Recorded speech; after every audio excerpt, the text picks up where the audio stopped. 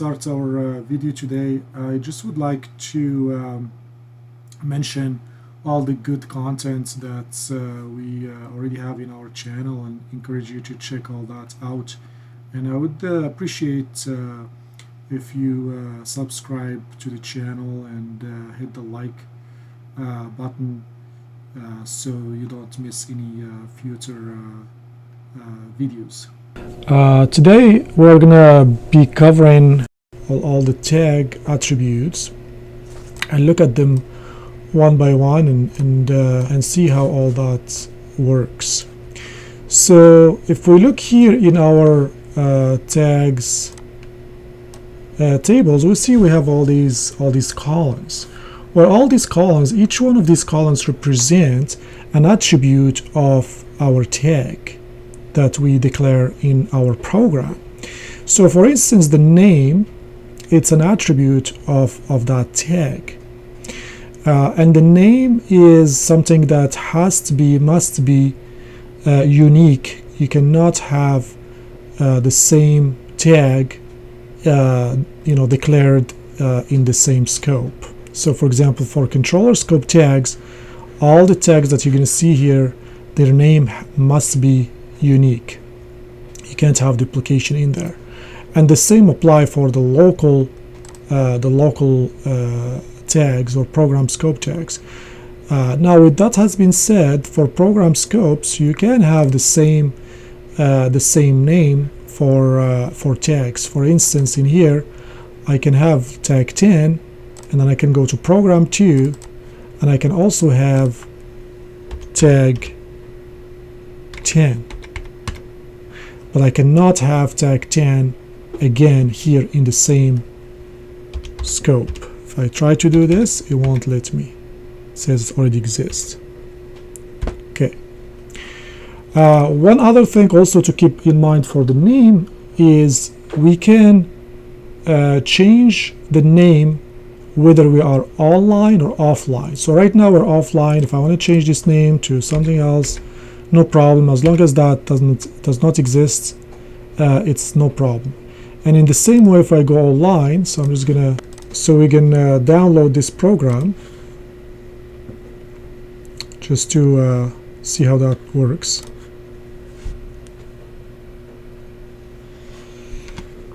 And I can go in run mode. So again, the name attribute, I can now change it to maybe tag 1, and no problem. So we can do it online or offline. In the same way, the description as well. So the description, I can do that online as well as offline. And same way, if I'm going to create a new tag, I can create a new tag online and give it a name and description and choose the data type and other attributes we're going to talk about. So let's go back now. That we saw how that works for the name. Let's go back offline. All right. The base tag here, what that means, so if I go to the properties of the tag, you'll notice here the type, it's base or an alias, which we talked about, and then we have produce consumed. So produce consumed, it's probably another topic I wish I can cover in another video, but just to quickly give you an idea, a produced tag, it's basically a tag that will be produced, for instance, by this controller, and is going to be consumed by another controller. So it's a way of doing PLC to PLC sharing data, or sharing tags and data and so forth. So that's one way of doing that. If you want to do some PLC to PLC in the Logix family, then you can, one way to do it is using produced consumed. So you will do the produce on the controller that's going to produce the tag or basically make the data available, and then you will go to the other controller that's going to consume the data, the tags, and you create consumed tags, and then you set up your connection and all that. So anyway, so that's what this attribute here, base tag, means. And then we talked about the data type, so we covered that.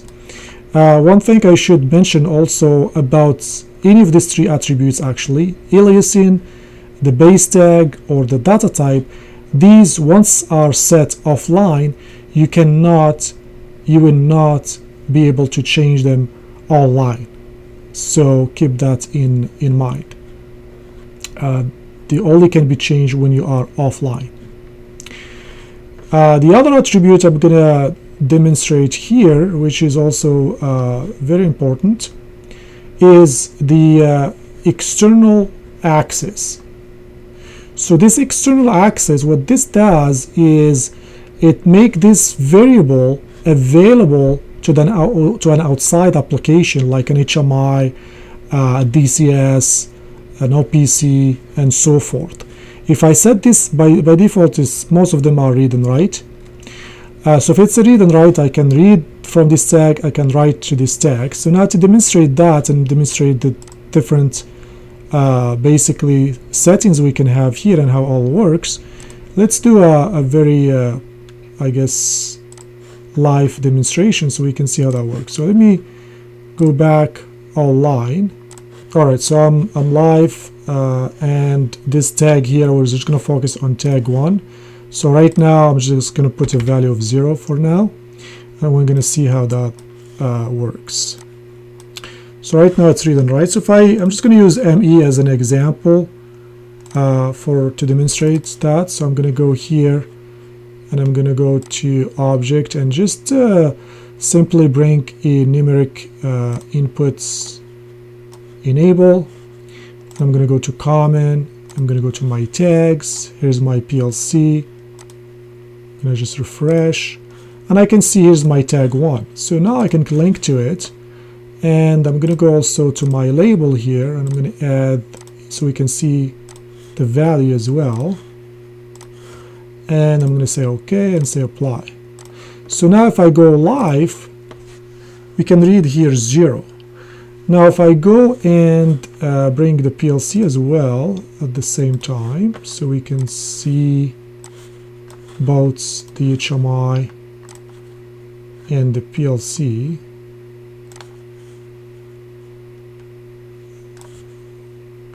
Don't need that for now. Something like this, and that's, there we go. So this is 0. I can go here, I can put maybe 50, no problem. Put it here, is going to show up right there, 50, no problem, and it's reading 50 here, no problem, right? So I can write to it, I just route to it, and I'm reading from it. But if I go and, for example, do this to that attribute and say, you know what, this is just a read only, you can't write to it from outside, and then just go back here. So now if I click on this, I'm still reading it, but if I change the value, just gonna see it here, if I want to change the value to, for example, I don't know, 25, from the HMI, you see I can't change it anymore. It won't let me. So now this is only read only from the HMI or a third-party application. And sometimes you might want to do that for certain, set points, like some high set points for alarms that you don't want them to change from the HMI or the DCS or so forth, and they can only change it from the PLC. Then you want to change that to read only. Now if I go here to the PLC and change it to, let's say, maybe 30, now you will see it's going to read it as well. Here we go, 30, but it's not able to write to it. Now a step further, if you don't want any access to that tag from outside application, take it off altogether, then you can come here and set that attribute, instead of read only, to none. So if we do that, you will see here that the HMI won't be able even to read it. It will be just question marks like this. It does not exist. There we go. So now this tag it's not available to the outside application, and that's a way of actually, if you know what upfront what the third-party application might need or might not need and so forth. That's not a bad way of eliminating all the communication and the traffic that will go back and forth between that application and the PLC, because when you do none, it basically the PLC, the controller will take that off the scan of the available tags or variables on the communication link. So with that has been said, if we have, let's say, 100 of them and you only need, let's say, 30, well, now the PLC does not have to make available 100. He can make only 30, and your communication will be optimized. Your overall performance is going to definitely be enhanced. But of course, you need to make sure you know which ones you're gonna basically set to none for that. All right, so I think you guys got the idea about that attribute. So we're gonna move on to a different one here. So let me go back. I'm just gonna save here quick, and let's go back offline. All right. So the next one here we are going to look at is constant. So constant is a way of basically prohibiting someone from changing a value of this tag from within the program. So what that means is, so let's say if I go here and I put something like, I'm just gonna put, for instance, a move, and then I'm gonna say, put tag 1 here, and we're gonna move it to tag 2, for instance. Okay. Now, if I says this tag 1 is a constant, and then we're going to see how that's going to work. You will see there's a little symbol in here, just to show it a little bit better. Like you can see here, there's a little symbol here, right there. So what that means is this tag here is declared as constant, which means I will not be able to change it here from the program. So let's download this so we can see exactly how that works. Maybe for certain set points and certain parameters, you don't want someone to change it from here, or maybe you're just not sure, you just want to declare it as constant now, and maybe you're going to change it later on, so you have the tag already available. So you can see here, if I go here and try to double click on it, see I double click, nothing happens. I can't change it from here. So the only way to change this is I will have to go to the controller's tags, and then I can change it from here. So now if I go, I want this 45, then it does change it.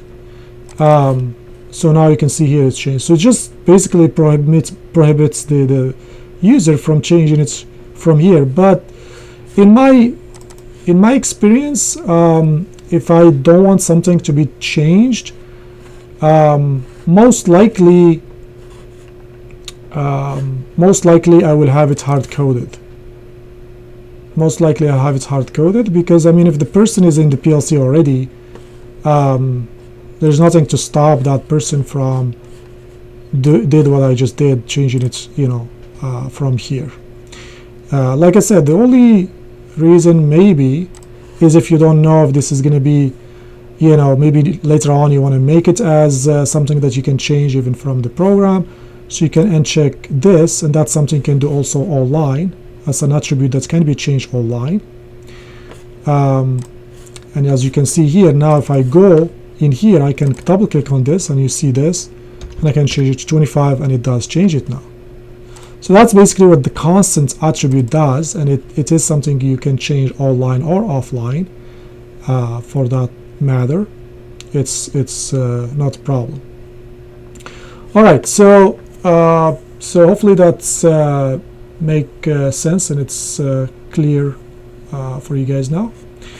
Now the next attribute we'll touch up on here is the style.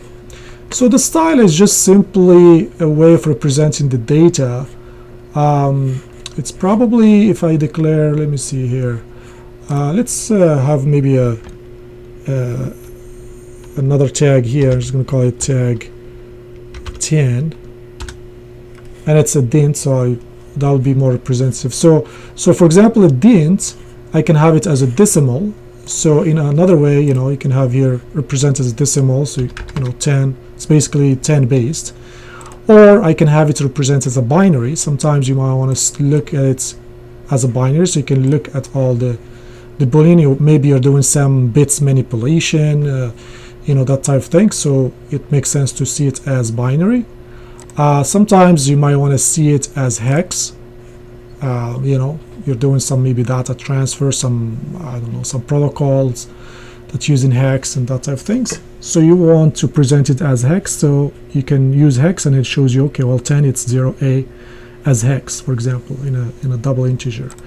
Maybe as an ASCII if you're doing some string stuff, and why not, and so forth. So that's really just representing how do you want to see that data for the same value, or octal, or which is 8 based, and so forth. All right, so the next attribute we want to talk about here is this one, connections, and this one I believe has been introduced in version 24 and later, if I'm not mistaken. So what it allows you to connect certain tags with other tags, like right now we are in the controller scope, and we can connect to like maybe a program scope tags. So in other words, so let's say this is this tag, let me call it 100 so we can avoid confusion. So this tag 100, I can come here and okay, let me try this again. I can come here and it says what connection you want to do for this tag 100, and if I click on the connection here, then it provides me with the tags available. So if I say I just want to look at program 1 right here, so in program 1 you will notice that it doesn't show me anything that's in program 1. So it only shows me the controller scope tags, and that's for a reason. And it doesn't show me anything in this other program. The reason for that is because we didn't create any tags that are available for this connection to use.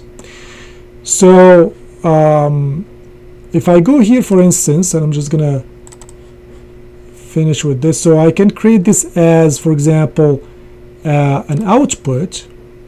Okay, so that's another attribute that's available in the program scope. So I can have this an output. So now that this is an output, I can broadcast this to anywhere I want in the program. So if I go here to the controller tag and I say I want to use now program 1, you will see now that here is that tag is available. So if I say okay, use that, so now this is linked. So this is just quickly, I don't want to take too much of time talking about this, but right now what we did is, without any program, any logic, basically the value of this tag will appear in here automatically. And let's just quickly download and see that.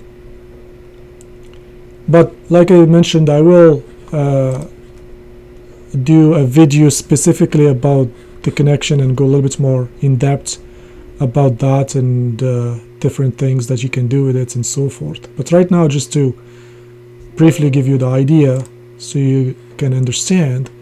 So now you see the value of this. If I go, let's say just decimal, it's 0. If I go like this and I see this is program 1, okay, so that's where we link it to, and I go monitor. So now if I put, let's say 20, you see here's 20 as well.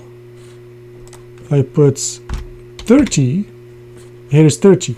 So now we make this tag that was local scope, because it's just program 1 scope, available in the essentially the controller tags in here. In fact, I can use it even directly, but I just want to show you this feature here. You can use it. Now you have the value here in this tag. You can also, although this is in program 1, but because you have it exposed here as an output, I can go here and I can do something like this. I can say program, or sorry, backslash first program 1, and I can say tag 10, and you see it's available dot 0, and here it is. So although it's just a program 1 scope, but now because it's exposed as an output, I can use it wherever I want in the logic as well. So that's quickly regarding this feature that, like I said, I believe it was introduced in version 24 and later on.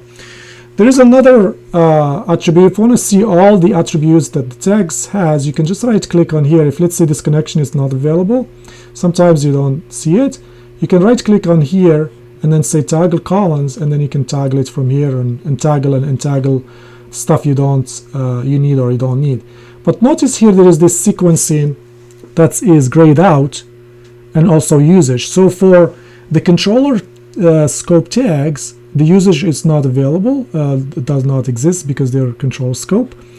But if you go to the program scope tags like these ones, you will see that the usage is available because it's one column right there. And if we right click on it, we see that's available, but still sequence is not available.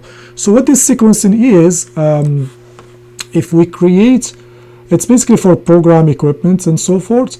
So if we go here to the program and we create a new, I can do it I guess online, I have to go offline, so let's go offline. So if we go offline and add a equipment sequence in here, I can call it whatever I want. So now this program here, you will see in the tags, we will have that sequence available right there, and in fact it's right here. So what this sequencing is basically when you check a tag, like these are by default, but if I create a tag, if you check a tag and you say it's sequencing as an input, so that's mean the program need to have these inputs before it can start to execute or do certain things. And then in the same way, if you declare this as an output and you have this as sequencing, then is the same thing. So so that's another attribute that for applications that require like batching and that type of things, and phase sequencing and so forth. So this could be something you might want to explore and use. So with that has been said, we pretty much covered all our the attributes for the tags and how they works and so forth.